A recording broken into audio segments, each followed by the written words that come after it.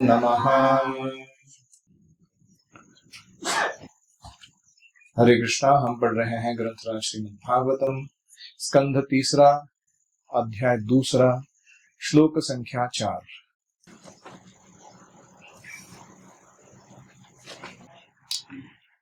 स मुहूर्तम् अभूत्तुष्णिम् कृष्णाङ्घ्रि सुधया भृशम् तीव्रेण भक्तियोगेन निमग्नः साधु निर्वृतः। उद्धव क्षण भर के लिए एकदम मौन हो गए। उनका शरीर हिला डुला तक नहीं। वे भक्ति भाव में भगवान के चरण कमल के स्मरण रूपी अमृत में पूरी तरह निमग्न हो गए और उसी भाव में वे गहरे उतरते दिखने लगे। हरि ओम सहना भवतु सहना भुनक्तु सह वीर्यं करवावहै तेजस्विनावधीतमस्तु मा विद्विषावहै। ओम शांति शांति शांतिः। ओम अज्ञानतिमिरान्धस्य ज्ञानाञ्जनशलाकया चक्षुरुन्मीलितं येन तस्मै श्रीगुरवे नमः। जय श्री कृष्ण चैतन्य प्रभु नित्यानंद श्री अद्वैत गदाधर श्रीवासादि गौर भक्त वृंद। हरे कृष्णा कृष्णा कृष्णा हरे हरे, हरे राम राम राम हरे हरे। हरि ओम तत्सत। हरे कृष्णा। वेलकम टू श्रीमद् भागवतम कक्षा। आज हम विदुर जी और उद्धव जी का जो संवाद है उसमें विदुर जी के प्रश्न पूछकर हो चुके हैं और अभी उद्धव जी जवाब देने ही जा रहे हैं। तो उसके पहले भागवत वर्णन कर रहा है कि प्रश्नों को सुनकर उद्धव की जो मनोवस्था है वो कैसे हो गई कि वो मौन हो गए। उनका शरीर बिल्कुल स्तब्ध हो गया, हिलडुल नहीं रहा था और मन में ही वो भगवान के चरण कमलों के चिंतन में निमग्न हो गए। भक्ति भाव बढ़ने के कारण वो अपने अंतरात्मा की जो भावावस्था है उसमें गहरे उतरते हुए दिखाई देने लगे। तो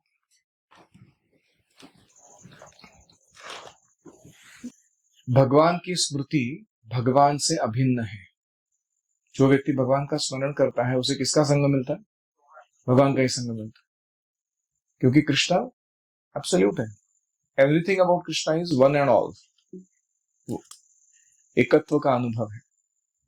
तो इसीलिए जो व्यक्ति हरे कृष्ण मंत्र जप करता है, भक्त जब भी भगवान को स्मरण करते हैं वो भगवान के सानिध्य को प्राप्त करते हैं।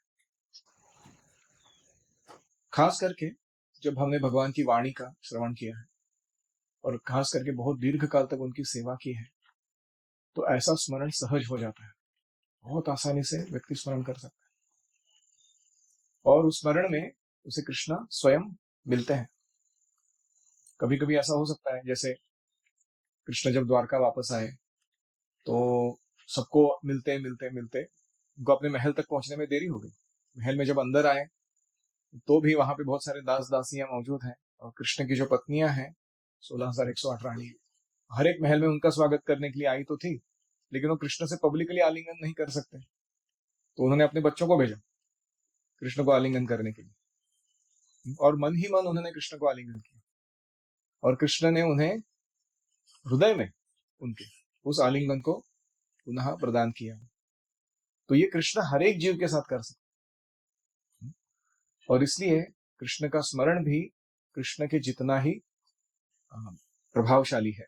और जब ऐसा स्मरण में व्यक्ति उतरता है तो उसका आनंद जो है वो गहरा होता है और उस गहरे आनंद में और उतरता जाता है वो उसके शरीर में 8 प्रकार के दिव्य परिवर्तन दिखाई देने लगते हैं। कौन कौन से है वो? अश्रु, आंखों से आंसू आना, कंपन, शरीर कंपन होना, प्रस्वेदन, पसीना आना, बेचैनी और रोमांच, हेयर स्टैंडिंग ऑन एंड शरीर में, और गले का रुंध जाना, बदनम गदगदरुद्धया गिरा, ये सारे अष्ट विकार उसके शरीर में प्रकट होने लगते हैं आनंद के कारण, और ये उद्धव में दिखाई देने लगे। पुलकोद्भिन्न न सर्वांगो मुञ्चन्मिदन् दृशा शुचः पूर्णार्थो लक्षितस्तेन स्नेह प्रसर संप्लुतः। विदुर ने देखा कि उद्धव में संपूर्ण भावों के कारण समस्त दिव्य शारीरिक परिवर्तन उत्पन्न हो आए हैं, और वे अपनी आंखों से विछोह के आंसुओं को पोंछ डालने का प्रयास कर रहे हैं। विछोह मतलब सेपरेशन, भगवान से वो विरह महसूस कर रहे हैं, और इसीलिए वो आंखों को बार बार पानी जो आ रहा है आंसू उसको पहुंच रहे हैं। इस तरह विदुर जान गए कि उद्धव भगवान के प्रति गहन प्रेम को पूर्ण रूपेण आत्मसात कर लिए हैं। यानी उद्धव जी का जो भगवत प्रेम है उसमें वो कितने उत्कट है, ऊंचे स्तर पर है, वे विदुर जी जान पाए। तो ये जो उत्कट प्रेम के लक्षण है ये चीप नहीं है, सस्ते नहीं है। कभी कभी कुछ लोग ऐसे दिखावे के लिए आंसू लाते हैं, हा कृष्ण हा राधे करके चिल्लाते हैं, और लगने में लग सकता है कि शायद इसको कोई भाव विभोर होकर भगवत प्राप्ति हो गई हो। लेकिन बाद में ये देखते हैं वो व्यक्ति अत्याहार कर रहा है, हाँ, ऐसे 15 इडली खा रहा है या जो भी उसका जो भक्तों के साथ व्यवहार है वो आदर पूर्वक नहीं है, निंदा है, दोष दर्शन है। तो क्या ऐसा व्यक्ति में भाव प्रकट हो सकते हैं? तो इसलिए ये बहुत सस्ता नहीं लेना चाहिए। ऐसा भक्ति का विकास के 3 स्तर होते हैं। पहला है कि भक्ति के आधारित जो ग्रंथ है, शास्त्र है, उनके विधि विधानों का पालन कर, गुरु के आदेशों को पालन कर। ये जो स्टेज है इसको क्या कहते हैं? वैधि साधना भक्ति। फिर दूसरा अवस्था आता है जिसमें हम स्थायी दशा यानी निष्ठा को प्राप्त करते हैं। भक्ति में इतने दृढ़ हो जाते हैं कि कोई भी प्रलोभन, कोई भी डर हमको भक्ति से डिगा नहीं सकता, हिला नहीं सकता। उसको क्या कहते हैं? निष्ठा। और उसमें हमें उस निष्ठापूर्वक भक्ति करने से स्थायी दशा अनुभव होती है कि हम स्टडीली करते हैं चीजों को। और तीसरी अंतिम अवस्था है कि दिव्य शारीरिक लक्षण प्रकट होते हैं, भाव अवस्था जिसको कहते हैं। तो निष्ठा से लेके आसक्ति तक उसको मध्यम अधिकारी कहा गया है। भाव और प्रेम जिनमें प्रकट हुए हैं उनको उत्तम अधिकारी कहा गया है। और श्रद्धा से लेके अनर्थ निवृत्ति तक जिसका चल रहा है वो कनिष्ठ अधिकारी कहा गया भक्ति का। तो हमारे जीवन में भी जैसे जैसे अशुद्धियां धुलती जाएंगी, अशुद्धियां धुलने के लिए पहले हमको अच्छा शिष्य बनना पड़ेगा। शिष्य का मतलब क्या है? जो गुरु के शासन को खुद से स्वीकार किया है उसको शिष्य बोलते हैं। उसको कोई जबरदस्ती नहीं किया कि तुमको पालन करना ही पड़ेगा, उसने खुद से बोला है जो मेरे गुरुजी बोलेंगे मैं करूंगा, ठीक से, उसको कहते हैं शिष्य, जो गुरु के शासन को मानता है। और साथ में शिष्य का दूसरा अर्थ है जो अनुशासित जीवन जीता है, one who leads a very disciplined life, उसको शिष्य बोलते हैं। तो इस प्रकार से जितना हम शिष्य बनेंगे उतना जो अशुद्धियां हैं वो धुल जाएंगी हृदय में से, और उतना जल्दी हमें ये भक्ति भाव प्राप्त होगा। तो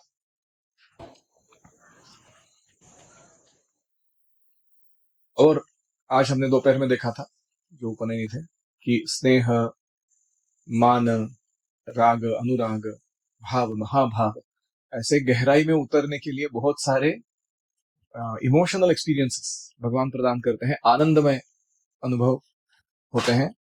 और ये सभी हम देखते हैं चैतन्य महाप्रभु जो स्वयं कृष्ण है, भक्त रूप में आए हैं, उनमें सब प्रकट थे महाभाव के लक्षण। तो इसलिए अगर आपको जानना है इसके बारे में कि क्या अनुभव होते हैं भक्तों के, तो आपको भक्ति रसामृत सिंधु पढ़ना चाहिए। और इस पुस्तक को भक्ति विज्ञान का मैन्युअल माना जाता है, भक्ति रसामृत सिंधु, उसे हमें ढंग से पढ़ना होगा। शनकैर्भगवल्लोकान् नृलोकं पुनरागतः विमृज्य नेत्रे विदुरं प्रत्याहोद्धव उत्स्मयन्। महाभागवत उद्धव तुरंत ही भगवान के धाम से मानव स्तर पर उतर आए। उन्होंने खुद को रोका और आनंद भाव विश्व में जाकर लेने से वो वापस अपनी चेतना को बाह्य चेतना में लेकर आ गए। तो वो स्पिरिचुअल वर्ल्ड में कहीं उनका चिंतन चल रहा है, वहां से उतर के जमीन पे आ गए मानव के समाज में।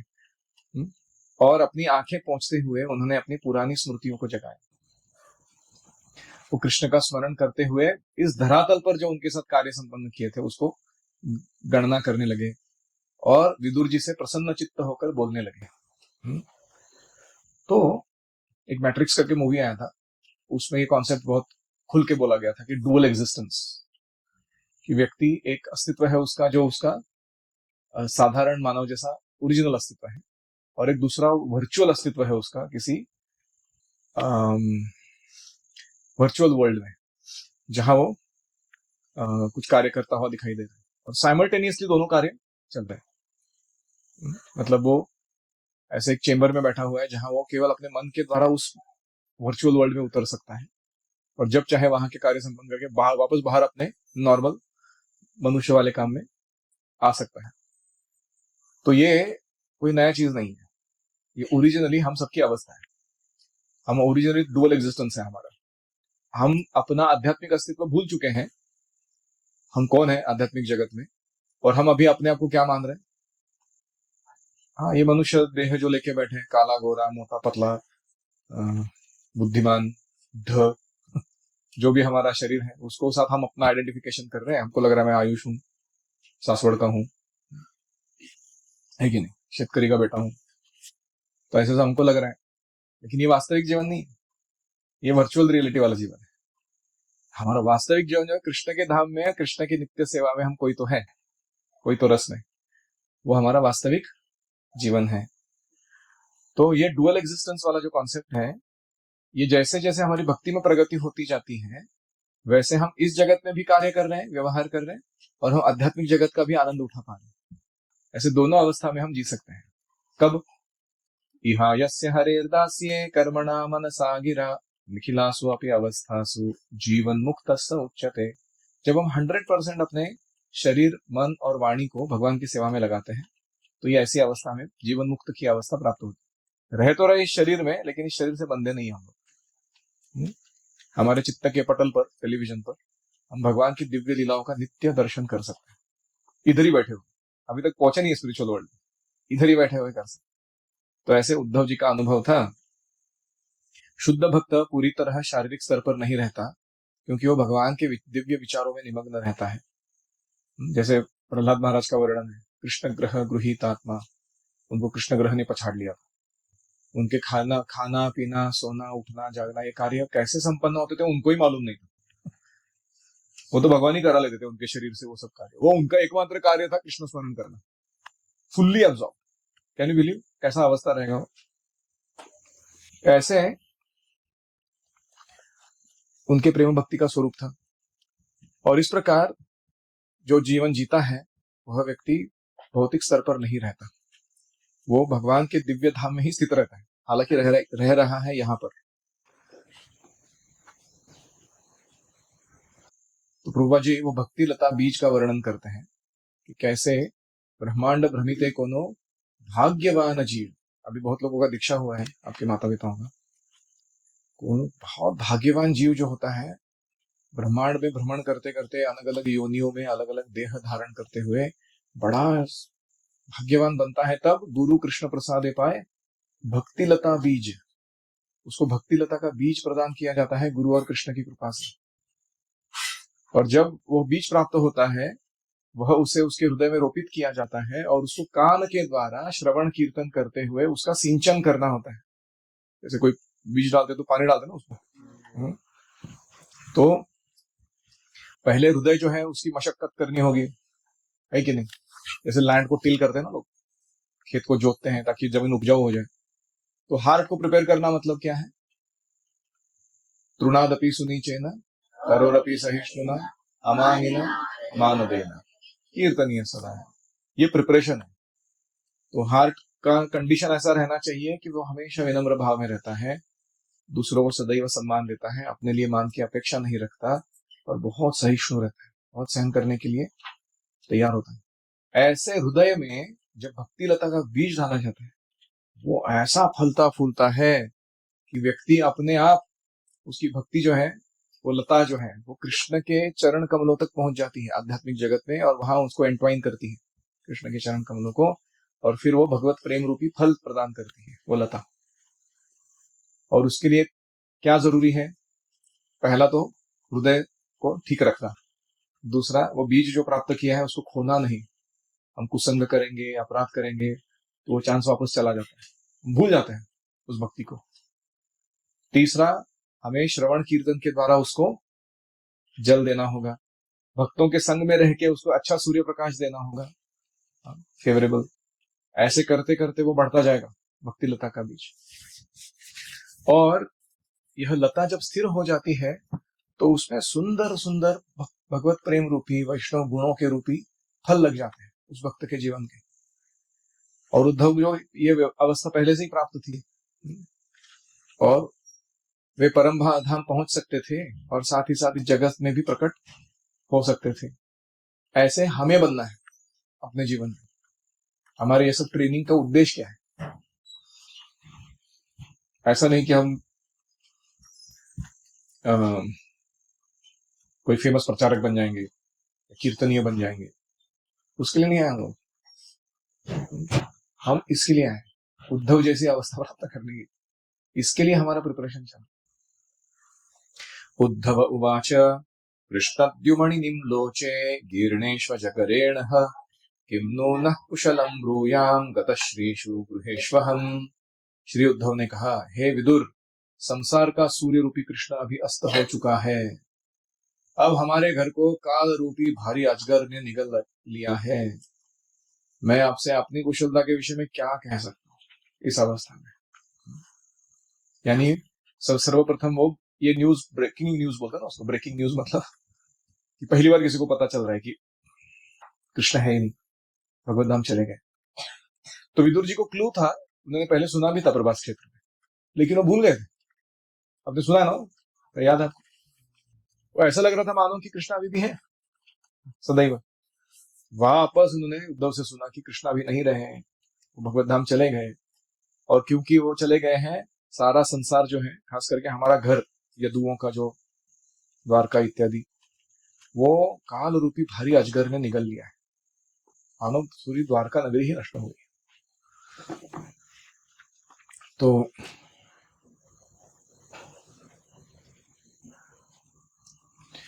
तो जब सूर्यास्त हो जाता है तो अंधेरा छा जाता है, और बहुत लोगों को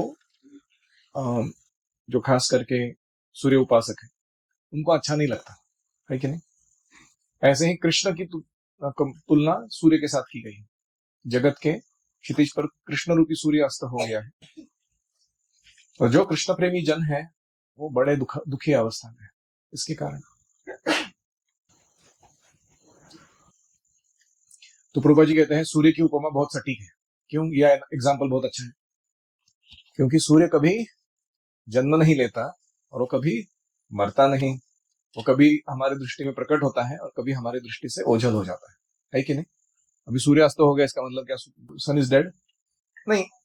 अभी हम कहीं और जाएंगे, मॉरिशस या कहीं और अफ्रीका के पास, तो अभी उधर सूर्योदय होता रहेगा है कि नहीं, या नून रहेगा वहां पे। अमेरिका में जाओगे तो अभी मॉर्निंग जस्ट डॉन आ गया रहेगा वहां तक, है कि नहीं। तो सूर्य हमेशा विद्यमान रहता है, हमारी दृष्टि उसको पकड़ नहीं पाती।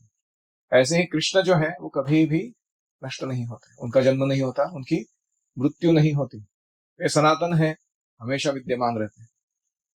और इसलिए ब्रह्मांड में कृष्ण की लीलाएं जो है ब्रह्मा के एक दिन में एक बार संपन्न होती है, 28वें दिव्य युग में, 28वें कलयुग में।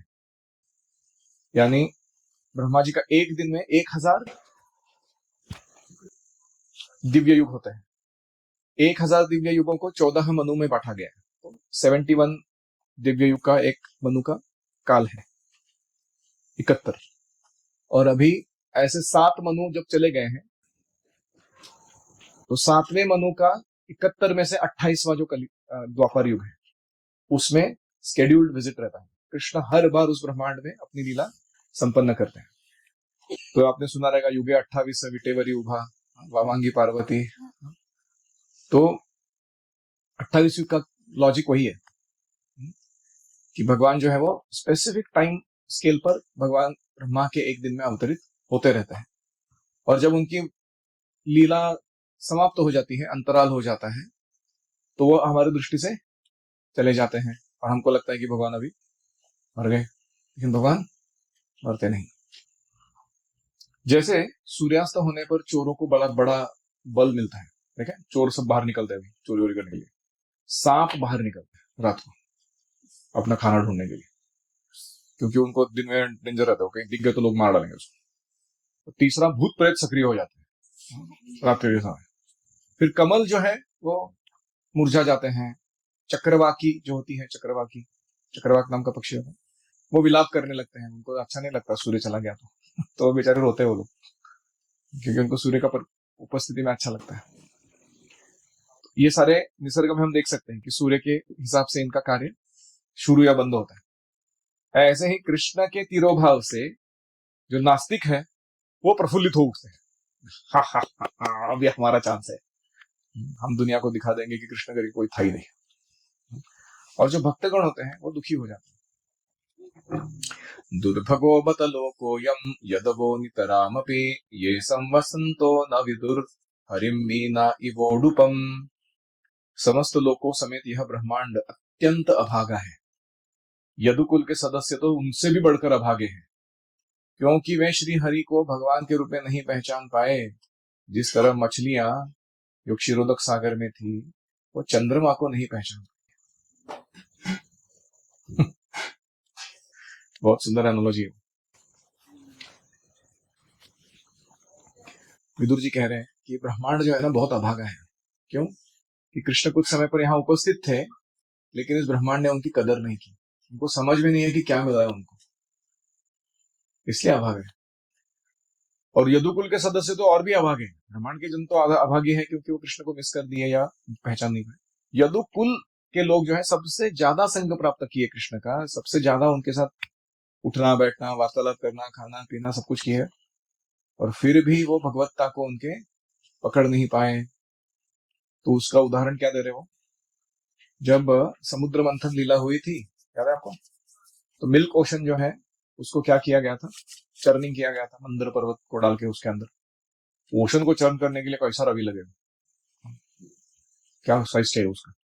वासुकी सर्प को क्या बनाया गया, रस्सी बनाया गया, उसके मुख के भाग को राक्षसों को दिया गया, पूंछ के भाग को देवताओं को दिया गया, और सबने मिलकर वो रस्सी को हिलाते हुए चर्निंग किया, ओशन का चर्निंग। और उसमें से 14 रत्न प्रकट हुए अलग अलग।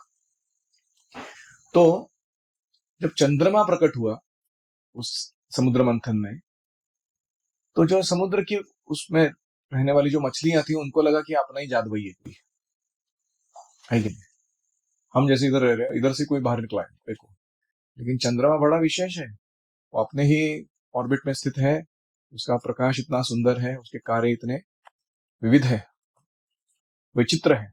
जैसे हम सोमो हम सोमो भूतवा रसात्मक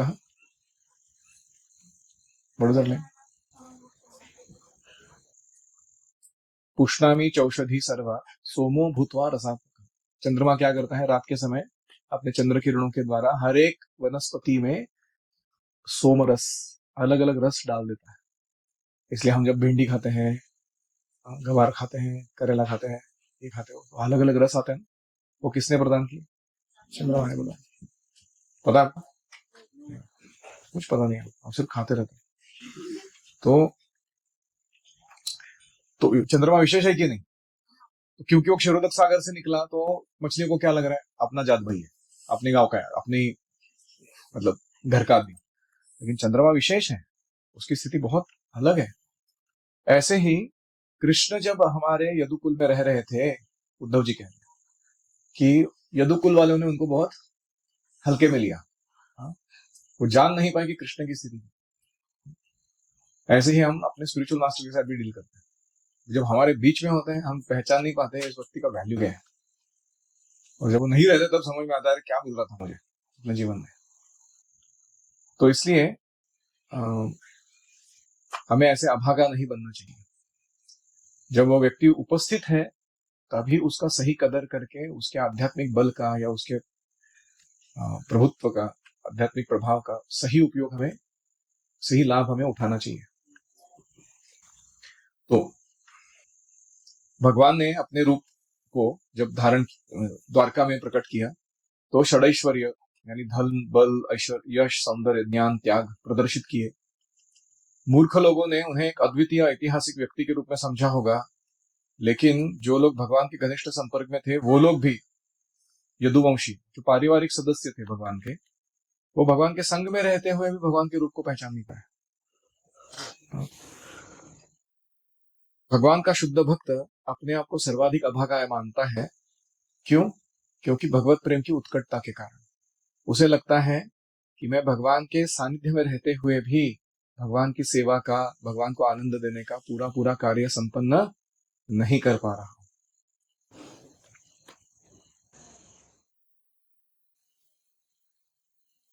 रूबा जी बहुत कुछ लिखते हैं।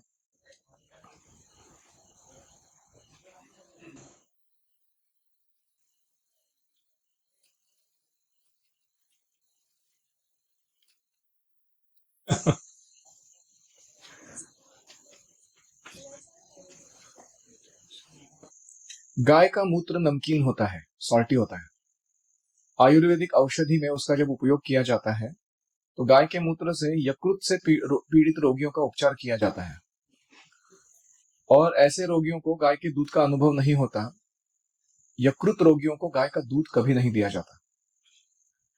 इसी तरह जो इस क्षुद्र लोक का ही अनुभव कर रहे हैं, जिसमें केवल नमकीन जल का सागर विद्यमान है, यहाँ क्या सॉल्ट वाटर ओशन हमको अनुभव है, शास्त्रों से वह जानकारी प्राप्त कर सकते हैं कि दूध का भी सागर है कोई, मिल्क ओशन, भले हमने इसको देखा नहीं है।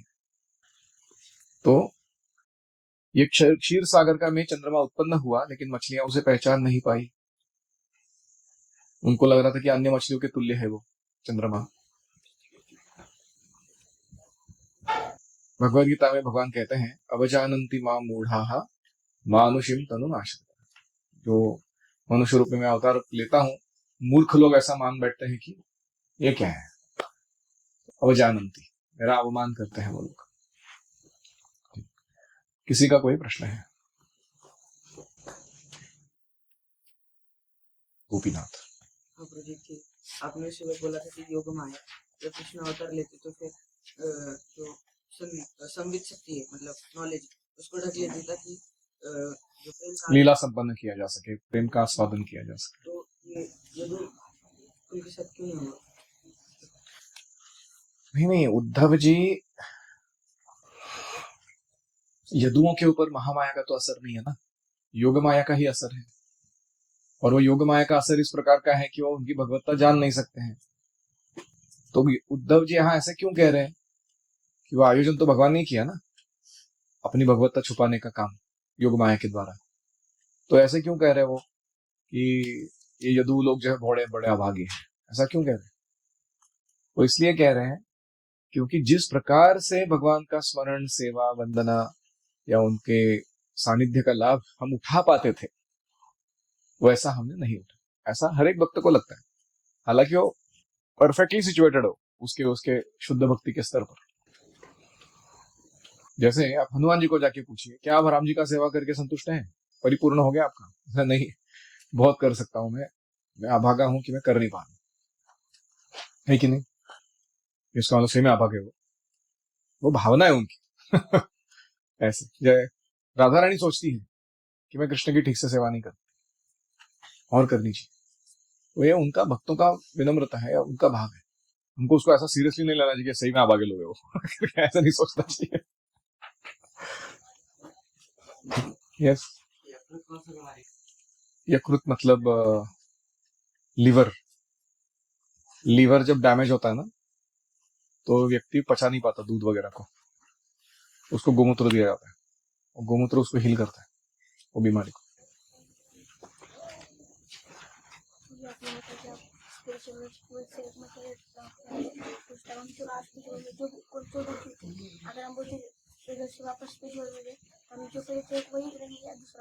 हाँ, इनका प्रश्न है कि हम मटेरियल वर्ल्ड में हैं और हम ड्यूअल एग्जिस्टेंस में रह सकते हैं, हृदय में कृष्ण का चिंतन करते हुए बाह्य रूप से भौतिक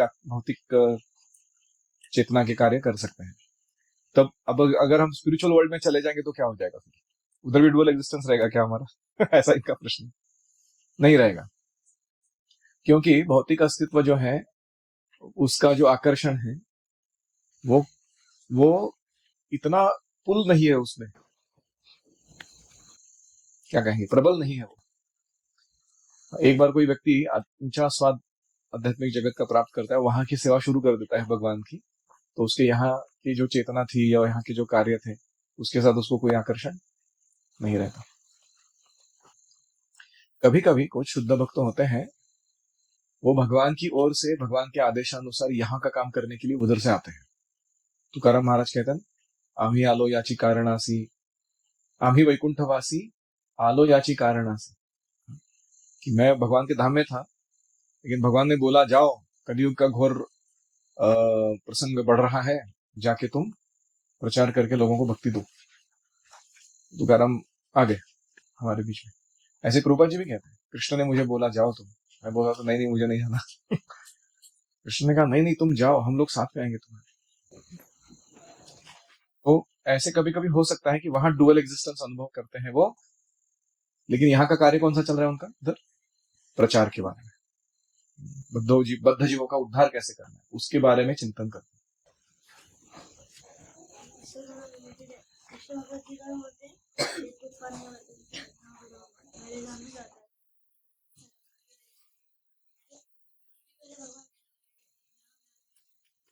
हम गत्वा नहीं थे ना, लेकिन यद गत्वा किसके बारे में है? भौतिक जगत का जाने के बाद वापस लौट के नहीं। जब हम पहले थे तब अभी तक भौतिक जगत का अनुभव था नहीं, तो grass is always greener on the other side. व्यक्ति को हमेशा क्या लगता है, शायद उधर जाके देखना चाहिए मुझे, उस जगह का अनुभव क्या है। तो इधर आ गए हम लोग, अभी जब जाएंगे तो वापस लौट के नहीं आएंगे। ठीक,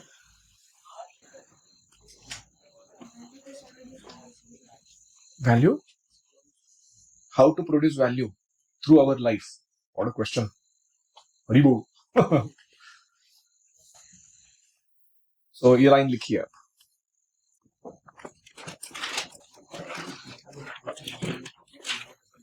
self satisfaction through self excellence. Self excellence क्या चीज है?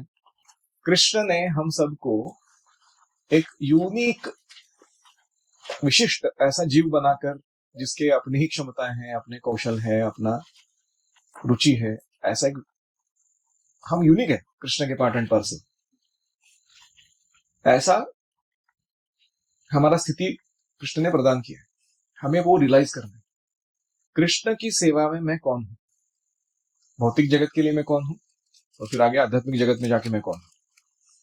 जब हम इसको रियलाइज करेंगे, सेल्फ रियलाइजेशन बोलते हैं इसको, तो हम क्या करेंगे, हमारे पास जो कुछ भी है उसका उपयोग हम कैसे मैं कृष्ण के लिए अपनी सेवा बढ़ा दूं उसमें करेंगे, ना कि मटेरियल लाइफ को कैसे एंजॉय करूं, उसमें नहीं करेंगे हम टाइम पास।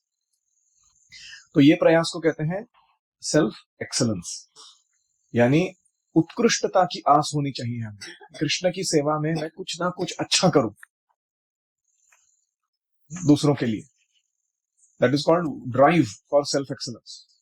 मैं ऐसा मीडियोकर जीवन नहीं जीना चाहता, मुझे चाहिए कि मैं उत्कृष्टता से कृष्ण का दास बनूं। जब वो प्रयास हम ढंग से करते हैं गुरु के आदेश के अनुसार, उनके मॉनिटरिंग में, तो एक लेवल आता है जिसमें हम फर्स्ट क्लास वैल्यू प्रोडक्शन शुरू करते हैं दूसरों के लिए। जैसे प्रभुपाद जी हैं, उन्होंने कितने सुंदर ग्रंथ लिखे, प्रभुपाद जी उन्होंने कितने 108 मंदिर खड़े किए कृष्ण के, प्रभुपाद जी ने कितने सारे भक्तों को स्पिरिचुअल लाइफ में मार्गदर्शन दिया या उनको दीक्षा शिक्षा प्रदान की। तो ये सारे एक्सेलेंस है ना काम, उत्कृष्टता है कि नहीं उसमें? तो कृष्ण एम्पावरमेंट देते हैं उस जीव को जो अनन्य भक्ति कर रहे हैं, इधर उधर अपना मन भटकाए बिना कृष्ण की सेवा के लिए अपना मन बना लिया है, तो उसको एम्पावरमेंट मिलता है, और उसके थ्रू फिर कृष्ण बहुत अच्छा काम करवा कर लेते हैं, जिससे समाज के लिए बहुत अच्छा वैल्यू क्रिएशन होता है। तो उसके लिए क्या चाहिए? विलिंगनेस। वो जरूरी है कि मैं अपने गुरु या कृष्ण के हाथ में कठपुतली बनने के लिए तैयार हूँ, वो जैसे मेरे को नचाना चाहते हैं मैं नाचने के लिए तैयार हूँ। उससे एक्सलेंस आता है। हम अपना कितना भी जोर लगाएंगे ना स्किल बढ़ाने के लिए, शान पट्टी करने के लिए, उससे नहीं प्राप्त होता हो। जैसे वो ताइलोंग था वर्सेस कुंफू पांडा था, है ना? आपको वो उदाहरण हमेशा याद रहेगा। तो Tai Lung was all bent on excelling, उसका चेकलिस्ट रेडी था, एक्सेलेंस मतलब टक टक टक टक टक सब कर दिया मैंने, एक्सेलेंस। लेकिन उसके हार्ट में क्या था? प्राइड था, एक्सप्लॉइटेटिव मेंटालिटी था। तो उसको सिलेक्ट नहीं किया गया वरिष्ठों के द्वारा, बोला not a perfect, not a good person, इसको बड़ा टाइटल नहीं मिलना चाहिए, दूसरों को शोषण करेगा। लेकिन वो सरल व्यक्ति था, वो जो था वो, उसको अपनी गलतियों का एहसास होता था और अपने लिमिटेशंस जानता था वो, लेकिन बड़ा समर्पित था। तो हमें भी ऐसे भक्ति के प्रति, गुरु के प्रति समर्पित अगर रहेंगे ना, तो हमसे वो बहुत अच्छा कार्य करा कर लेंगे। तो जब वो वैल्यू क्रिएशन, यानी सरल भाषा में कहना है तो हर एक व्यक्ति जो हमारे संपर्क में आता है उसके जीवन को हम बदल देते हैं, बहुत पॉजिटिव चेंज लाते हैं उसके अंदर। और अलग अलग रूप से ला सकते हैं। कोई उसे कुकिंग अच्छा करके खिला सकता है, कोई सिंगिंग अच्छा करके कीर्तन का आनंद प्रदान कर सकता है, कोई प्रचार अच्छा कर सकता है, टीचिंग, ट्रेनिंग, कोचिंग, कोई अच्छे सुविधाएं बना कर दे सकता है भक्तों के लिए। Everybody is doing value creation. नदियां अपना पानी बांट देती हैं फ्री में, पेड़ अपने फल बांट देते हैं फ्री में, है कि नहीं? How much will a flower Bloom, ऐसा अगर कोई प्रश्न पूछे, एक पेड़ कितना ब्लॉसम धारण कर सकता है, उसका उत्तर क्या है? To its full capacity. वो कुछ भी रोक के नहीं रखते वो लोग अपने, फुल ब्लूम। ऐसे ही हम अपने जीवन को क्या करने वाले हैं? फुल ब्लूम, कृष्ण की सेवा में। उसको विकसित चेतना कहते हैं। अभी क्या है? संकुचित चेतना है, फिर मुकुलित चेतना है, फिर विकसित चेतना है, फिर पूर्ण विकसित चेतना है। ऐसे जैसे चेतना का विस्तार होता है हमारे, वैसे वैसे हमारा कंट्रीब्यूशन लेवल बढ़ता जाता है, एक्सेलेंस लेवल बढ़ता जाता है, वैल्यू क्रिएशन बहुत हाई हो जाता है। तो ये उसका मार्ग है। Step number 1 self realisation, step number 2 self excellence, step number 3 great value creation, step number 4 self satisfaction. हम आत्माराम बनते हैं, हमको किसी भी बाह्य अप्रूवल की जरूरत नहीं, मान सम्मान, पोस्ट पोजीशन, ये कोई फर्क नहीं पड़ता। हमको पता है हम अच्छी सेवा करके देंगे हर परिस्थिति में, ठीक है? थर्ड क्या था? Value creation. यस, आपण असं म्हणू नाही शकत की भगवंतांचा आशीर्वाद आला मग ते लोक विसंगत करते ना की भगवंत भगवंत मेले लोकांना काय, people want to say whatever they want to say, why are you bothered? Is it fact और not fact? Krishna doesn't die is a fact, Krishna never changes his body, it's a fact. लोगों के कहने से क्या होना? कृष्ण ऐसे नास्तिकों को भ्रमित करने के लिए जानबूझ के एक माया रूपी शरीर छोड़कर जाता है, ताकि वो मानते रहे कि कृष्ण भी कोई देह धारण करने वाला देही था, मतलब आत्मा था, शायद थोड़ा ग्रेट था सोल बेचारा लेकिन भगवान वगैरह नहीं था, इसलिए उनको भ्रमित करने के लिए कृष्ण ऐसे करते। लेकिन हम देखते हैं कृष्ण के कार्यों से कि कृष्ण का शरीर सच्चिदानंद है, हमारे जैसा शरीर नहीं है। यस,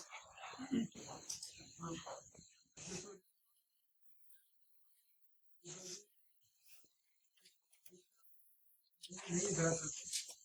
उनका जो ये होगा लैमिनेशन जो दिखा है वैसा होता है कि personally I was not able to properly circum या फिर पर्सनली इज रेफरिंग टू केवल dynasty as a whole. So both are the individuals of the dynasty में आते हैं।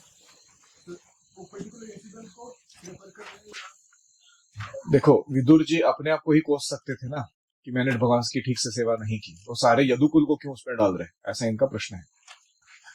तो उनका यदुकुल के प्रति जो प्रेम है या उनका जो संबंध है उनके साथ वो इतने गहरे हैं कि he can include himself along with them in that lamentation, और वो बुरा नहीं मानने वाले उसके, है कि नहीं? जैसे किसी के गुरु महाराज जब गुजर जाते हैं तो वो सारे मिलकर लैमेंट करते हैं कि नहीं, कि हम सब ने पूरा लाभ नहीं उठाया हमारे गुरु के सानिध्य। वो इंडिविजुअल लैमेंट कर सकते थे, अपने बारे में बोल सकते थे, लेकिन वो सही है वो जो बोल रहे। ओम हरे कृष्णा कृष्णा कृष्णा हरे हरे, हरे राम राम राम हरे हरे, हरे ओम तत्सत। श्रील प्रभुपाद की जय। श्रीमद् भागवतम की जय। गौर प्रेमानंदे।